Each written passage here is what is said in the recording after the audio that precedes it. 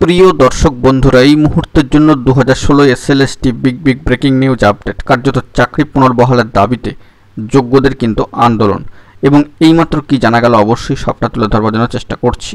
তো ভিডিওটিকে শেষ পর্যন্ত দেখবেন, কোনোভাবে স্কিপ করবেন না। চ্যানেলটিকে অতি অবশ্যই সাবস্ক্রাইব করে নিয়ে সঙ্গে থাকবেন।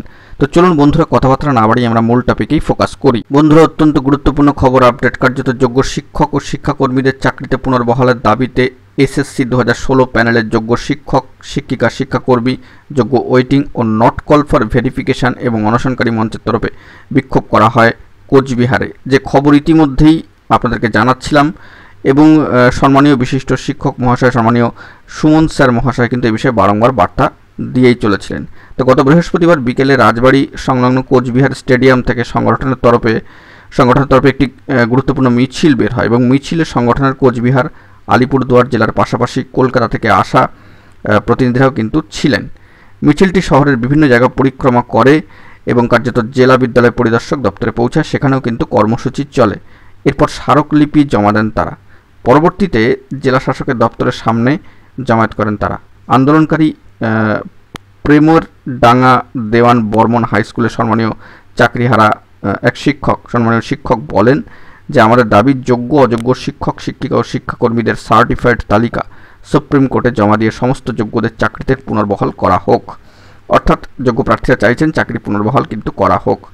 তো সেই দিক থেকে দাঁড়িয়ে প্রয়োজনে বিধানসভায় জরুরি অধিবেশন ডেকে এই সমস্যার সমাধান করতে হবে। এছাড়া সুপ্রিম কোর্টের ভার্ডিক্ট না মেনে এসএসসি যে আইনি নোটিফিকেশান প্রকাশ করেছে তা প্রত্যাহার করতে হবে। তো সেই দিক থেকে দাঁড়িয়ে এই সমস্ত বার্তা তারা দিয়েছেন।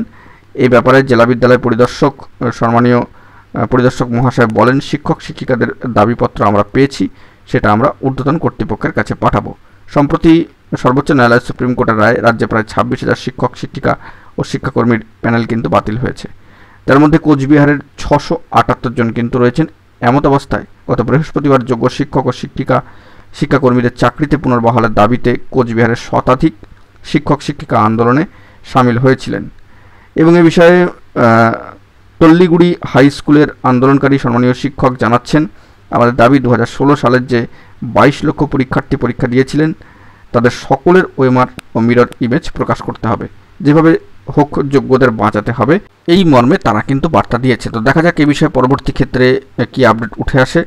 তো এখন এটুকুই, ভালো থাকবেন, চ্যানেলটিকে সাবস্ক্রাইব করে রাখবেন জরুরি আপডেটগুলি পাওয়ার জন্য। ধন্যবাদ।